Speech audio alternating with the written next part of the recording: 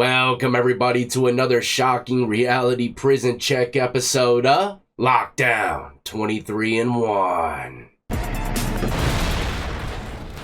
That's right, today I am back after having a little cold. Still a little congested, so bear with me a bit. But the story I got coming your way blew the socks off of me, so I'm sure it's gonna do the same for you. Coming from SCI Camp Hill in Pennsylvania. You ain't gonna believe how this inmate-on-inmate homicide went down. Not to mention, I found video footage of this prison, so, it's always nice to have that with it kind of blended into the story. Give you a better idea and feel of the situation. Now, with that being said, let's get right into it, ladies and gentlemen. If you enjoy all things lockup and crime related, then this is where you need to be. Hit that like, subscribe, notification bell before you leave, and check out my playlist with many more videos for you to start watching today.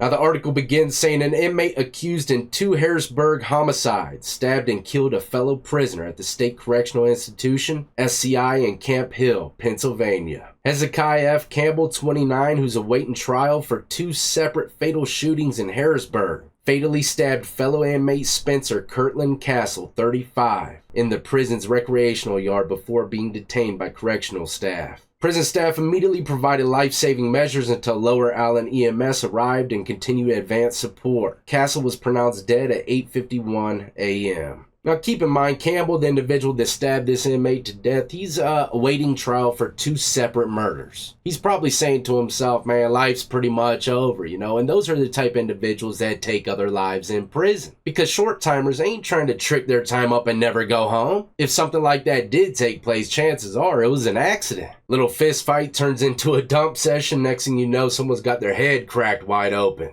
They don't wake back up. Believe it or not, those type of situations happen way more than you might think. But that's not the case with this one. Trust me, man. When we get into the details, you ain't gonna believe it. But it says Castle, the inmate that was killed by Campbell in the recreational yard, was serving a 1 to 2 year sentence for aggravated assault out of Central County. 1 to 2 years in prison, ends up dying. I think what I'm about to tell you here is going to make everything make sense a little bit better. And this is actually a list of his mugshots throughout the years, and man, you can really see how stuff started going downhill for him. Not to mention, he's got a 6-point star on his face, man. That is not something you want to have in prison, whether you're gang related or not. But in some of these photos, it looks like he went from his 30s to 50s in just 1 year.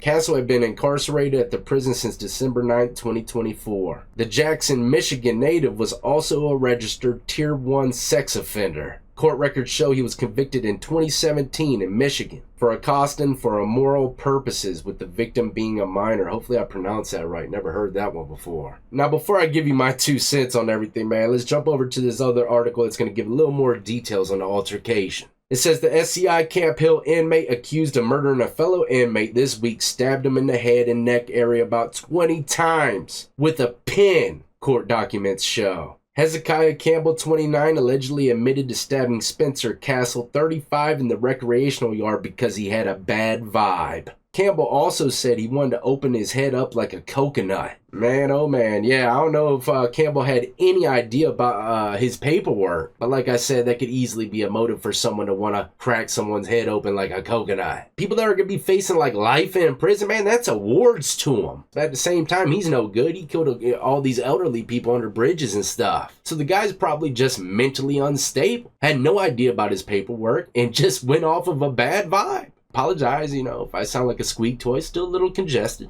Either way, 20 times in the head and neck with a pin. What kind of pin? Was it contraband? Because all the pins that we got in prison and jail were rubber. Can't kill nobody with them things. So it had to have been a contraband pin, and they definitely didn't strip search him unless he suitcased that money. Put it where the light don't shine, I don't know. But the article said he allegedly admitted he intended to kill Castle while smuggling a pin into the rec yard. The charges filed show Castle was found dead in the yard with what appeared to be significant injury to his head and neck area. A partial broken pin was found next to Castle, and his severed ear was nearby. Damn! Hold on, man. How'd he take the dude's ear off with a pin? I think there's way more detail into this. They just ain't breaking it down a bit. The incident was caught on surveillance footage. Man, can you imagine watching that? And then having to go home to your wife and kids after investigating something like that? Man, it definitely changed the pace on life a bit rather than just being an old plumber. I try to put myself in everybody's shoes, y'all know that. But the incident was caught on surveillance footage. Campbell approaching Castle from behind, then stabbing him multiple times. And when Castle fell to the ground, he stomped or kicked Castle's head in about 25 times. See, I haven't even finished reading this article. This dude done did him super dirty. He made sure he wasn't coming back from that. Only Castle and Campbell were the two people in the yard at the time, so if I were to guess, they had to be in some kind of lockdown block and they put them both in one dog kennel, which is caged in outdoor rec. Castle probably thought he was safe, man, just him and one other guy, you know, he's probably in there because of his dirty paperwork. I have no idea, you know, but that's just what it's all sounding like.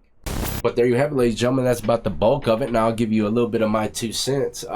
That tier 1 sexual predator paperwork can get you killed in the right cell block in almost every prison across the country. But if I were to bet it, like I said, I don't think it had anything to do with this. I think he just wanted to kill someone again, and he chose Castle. Either way, this type of gruesome stuff is happening every single day in prison. We might not hear about it till months later, but it's happening, man. People getting stabbed up on a regular basis. People losing their life in gruesome ways that you couldn't imagine, probably just a couple miles from your house. I hear that all the time in the comment section. Damn, man, I live right by that prison. I drive past it every day to work. Can't believe stuff like that's happening in a place so close to me. You know, prison is a totally different world. And like I said, man, for them just to be the only 2 people in the rec yard, they had to be in some kind of segregation unit. When it comes to like a general population rec yard move, 2 people only, it's like never heard of. Be way more people, guaranteed, at least 10. So if they are in the segregation block, this just goes to show you. 1 to 2 years in prison, it doesn't matter, man. You could get got at any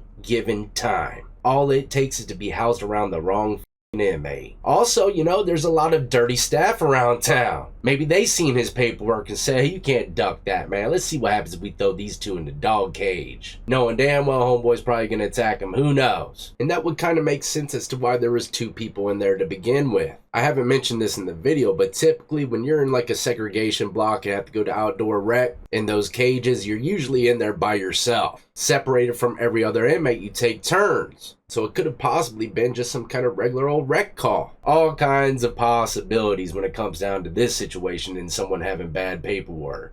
But that's a wrap, ladies and gentlemen. Hopefully you enjoyed the shocking episode of the day. Stay tuned, I got another one coming, not to mention a little vlog. I think it's nice to do a little vlog every now and then, you know, break the environment that I'm in here, let y'all get a more of a feel of my natural height and vibe out in the wild, you know what I mean? Get closer to your host with the most. I want y'all to be like family, not like Bobby. So be on the lookout for all that, and the only way to do that is by hitting that notification bell, setting it to all. In the meantime, though, as always, y'all be easy, be safe, and more importantly than anything, stay free.